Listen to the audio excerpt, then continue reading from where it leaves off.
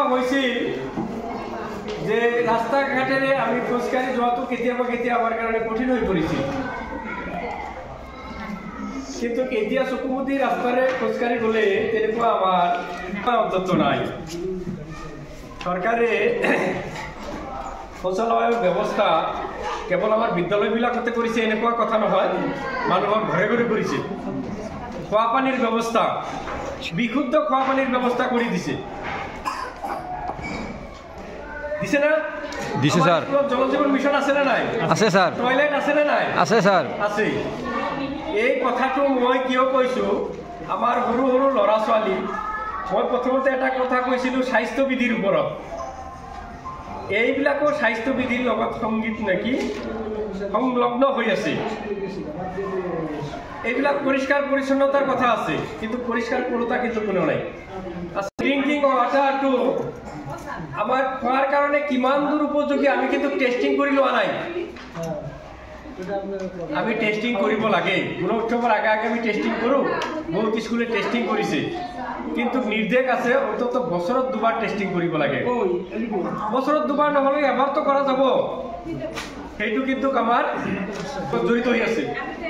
ৰান্ধাবাঢ়ি হৈ আছে, সেই পানীৰে খাইছে, নিজেও পানী খাইছে। যদি সেই পানীটো খোৱাৰ অনুপযোগী তেনেহ'লে ক্ষতি কৰিব, গতিকে আমি ইনফৰ্ম কৰিব লাগিব, জনাব লাগিব। 1 নম্বৰ কথা। 2 নম্বৰ কথা, এই যে আমাৰ টয়লেটবিলাক দিয়া আছে, এইবিলাক আমি পৰিষ্কাৰ পৰিচ্ছন্নকৈ ৰখাৰ ক্ষেত্ৰত আমাৰ ইয়াত SMCৰো কিছু দিহা পৰামৰ্শৰ কথা আছে। কোনে কৰিব? আমাৰ সুইপাৰ নাই। মই অবজাৰভেশ্যনত লিখিছোঁ সেই নোটটোত, child protection of child right, এইটো ফৰ্ম কমিশ্যনাৰৰ পৰা আহিছে। প্ৰটেকশ্যন অফ চাইল্ড ৰাইট, অধিকাৰ। শিক্ষাখিনি আমি ছাত্ৰই গৈছে, ছাত্ৰই লগ পানী মাৰি আহিছে, শিক্ষক গৈছে লগ পানী মাৰি আহিছে, গতিকে আমাৰ এইটো পৰিষ্কাৰ হৈ থাকিব। কিন্তু আমি 2 দিন 3 দিন 4 দিন পানী নমাৰা হৈ থাকে। কিচেন আমাৰ স্কুলবিলাকত কিচেন ৰুম আছে। আমাৰ এইখন বিদ্যালয়ৰ কিচেন ৰুম একদম সব বন্ধুসকল SMCৰ মিটিং হৈ আছে, মানে ইণ্টাৰভিউ হৈ আছে। এইটো মইনুল CRC ছাৰ এনেকৈ বুজাই আছে গাইজ, এনেকৈ ভালকৈ এনেকৈ ধুনীয়াকৈ বুজাই আছে গাইজ। আপোনালোকেতো শুনি আছে, মই কথা ক'ব নোৱাৰি আছোঁ, মানে ছাৰে কথা কৈ আছে। সেইকাৰণে মানে চব বন্ধুসকল আপোনালোকে ভিডিঅ'টো একেলগে চাই থাকক, খুব ভালদৰে বুজাই আছে। আপোনালোকৰো এইটো ভিডিঅ' দৰকাৰ হ'ব, খুব ভাল এটা পদক্ষেপ লৈছে, তো আপোনালোকে একেলগে ভিডিঅ'টো চাই থাকক।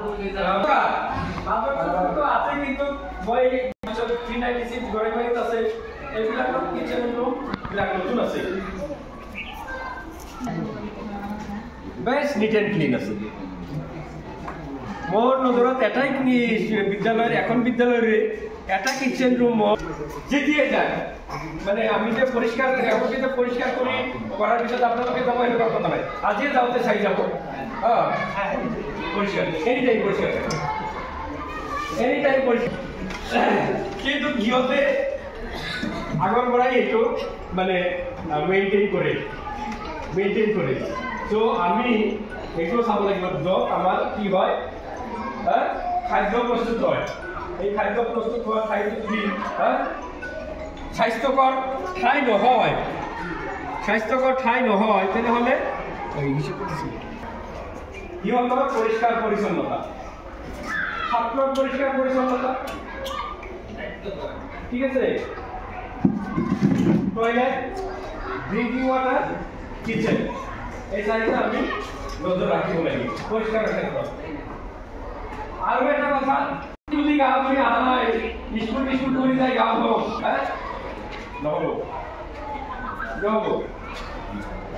চ' মই কৈছোঁ, আমাৰ শিক্ষকসকল প্ৰথমতে ৰোল মডেল হ'ব লাগিব। আমাৰ ছাত্ৰ ছাত্ৰীয়ে যাতে চৰ্চা কৰে,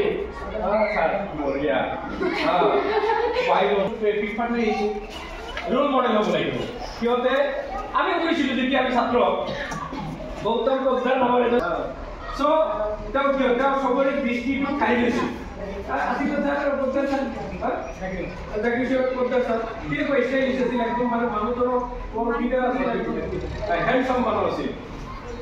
তো তেনেকুৱা ৰোল মডেল হ'ব লাগে যাতে আমাৰ ছাত্ৰই ফলো কৰাৰ এটা হেৰি পায়, ফ'ৰ্চ পায়।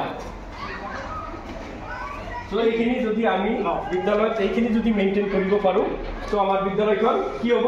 স্বচ্ছ বিদ্যালয়। আমি প্ৰতি বছৰেই স্বচ্ছ বিদ্যালয় আৰু মানে আদৰ্শ SMC হিচাপে আমি কি দিওঁ? ৰিৱাৰ্ড দিয়া হয় দুখনকৈ স্কুলক বা এখন স্কুলক দিয়া হয়। দুখন স্কুলক বা এখন স্কুলক দিয়া হয়, মই মনিটৰিং কৰোঁ। হঠাৎ কৰি মোৰ পৰা বিচাৰে এখন স্বচ্ছ বিদ্যালয় আপোনাৰ ক্লাছৰ নাম, মোৰ মুখতে থাকে স্বচ্ছ বিদ্যালয় কোনটো হ'ব, মই ভাল SMC বুলি কোনটো হ'ব, মোৰ তেনেকুৱা মোৰ এছেছমেণ্ট কৰা থাকে, কোনটো কমিটিত মই মানে খুব মানে জড়িত দেখা পাওঁ, কোনটো বিদ্যালয়, এইটো মই প্ৰজেক্ট কৰি দিওঁ। চ' যাতে আমাৰ মোৰ অলপ মানে খেলি মেলি লাগি যাব পাৰে, খেলি মেলি যাতে মোক লাগে, মোৰ যাতে খেলি মেলি লাগে, এইটোতো ঠিক আছে, যাতে মই মানে বাছনি কৰোঁতে মই পাজুলত কৰি যাওঁ, চব মানে আমাৰ কমিটিবিলাক চব ভাল। স্বচ্ছতাৰ কাৰণে গঠনমূলক চিন্তা চৰ্চাৰে আমি আগবাঢ়িব লাগিব, তেতিয়া আমি গোটেইখিনি ঠিকে থাকে কৰিব পাৰিম। আৰু কোনোবাই হঠাৎ কৰি আহিলেও আমাৰ মানে ফটককৈ কিবা এটা ভুল ধৰিব, আমাক দায়ী কৰিব নোৱাৰে। চ' আপোনালোকে যদি তেনেকুৱা নিজে কিবা ৰিচোৰ্চ হিচাপে জানে আছে, তেনেকৈ আপোনালোকে আমাৰ স্কুলত আহি এইখিনি আপোনালোকৰ যিখিনি দক্ষতা এইখিনি ছাত্ৰৰ মাজত বিলাবৰ কাৰণে আপোনালোকৰ সুবিধা থাকিব। তাৰপিছত অন্য কোনোফালেদি যদি কিবা ছাপোৰ্ট কৰিব খোজে বা আমাৰ প্ৰাক্তন ছাত্ৰই যদি আমাৰ প্ৰাক্তন ছাত্ৰসকলক যদি এইখিনি কিছু কোৱা হয়, সিহঁতৰ ফালৰ পৰা যদি কিছু ছাপোৰ্ট এটা সিহঁতে কৰে, তাৰপিছত আমাৰ SMC ফালৰ পৰা যদি কোনোবাই কৰে, ইয়াৰ উপৰিও আমাৰ বিদ্যালয়ত বহুত শিক্ষক আছে, এইখন বিদ্যালয়ত চাকৰি কৰি তেওঁ গোটেইখিনি চলি আছে, সংসাৰ চলে, ঘৰ দুৱাৰ, ল'ৰা ছোৱালী পঢ়া শুনা গোটেই চলে। গতিকে তেওঁলোকেও এই বিদ্যালয়খনত চাকৰি যিহেতু কৰে, এটা বিশেষ প্ৰয়োজনত নিজেও শিক্ষকসকলে এটা তেনেকুৱা কণ্ট্ৰিবিউট কৰিলে আমাৰ বিদ্যালয়ত মানে বহুত অভাৱ পূৰণ হ'ব। আমি কেৱল গভৰ্ণমেণ্টৰ ওপৰত চাই থাকি কেতিয়া গভৰ্ণমেণ্টে দিব তেতিয়া আমাৰ হ'ল। ইমান দিন আমাৰ ছাত্ৰ ছাত্ৰীসকলে মানে স্কুলত ফেন নাই গৰমত কষ্ট কৰিছে। এই গুণোৎসৱৰ পিছত যোৱা 2 বছৰৰ পৰা আমাৰ প্ৰতিখন বিদ্যালয়তে ইলেক্ট্ৰিফিকেশ্যন হৈ গৈছে। ইয়াৰ 2 বছৰ আগতো নাছিল। গতিকে মই এটা ফেন দিলোঁ, এনেকুৱা সমাজত বহু মানুহ থাকে, কিন্তু সেই আমাৰ SMC সদস্যৰ লগতে সভাপতি সভানেত্ৰী আৰু আমাৰ প্ৰত্যেকখন বিদ্যালয়ত প্ৰতি বছৰে বিভিন্ন ধৰণৰ অনুদান দিয়া হয়। তাৰে ভিতৰত এটা হৈছে ইনফ্ৰাষ্ট্ৰাকচাৰৰ অনুদান, আৰু এটা হৈছে কিছুমান বিদ্যালয়ত হয়তো ৰিপেয়াৰিঙৰ কাৰণেও পায়, সেইটো সব বিদ্যালয়ত নাপায়, কিন্তু যিটো নেকি আন্তঃগাঁথনিৰ উন্নয়নৰ তাৰ কাৰণে সব বিদ্যালয়ে পায়। এইটো আপোনালোকে জানে ষ্টুডেণ্টৰ সংখ্যাৰ ওপৰত, য'ত মানে ধৰক 100ৰ তলত ষ্টুডেণ্ট থাকে, 50ৰ তলত, তেনেকুৱা বিদ্যালয়ত আপোনাৰ 25,000 টকামান পায়। তাৰপিছত 100লৈকে 100 পাৰ হ'লে তাতে পায় 50,000 পায়। তাৰপিছত 200 পাৰ হ'লে তেনেকুৱা বিদ্যালয়ত 75,000 এনেকৈ পাইছে। গতিকে ইয়াৰ উপৰি আৰু এটা পায় মধ্যাহ্ন ভোজনত, এইটো বেলেগকৈ PM পোষণত আপোনালোকে বৰ্তমান জানে।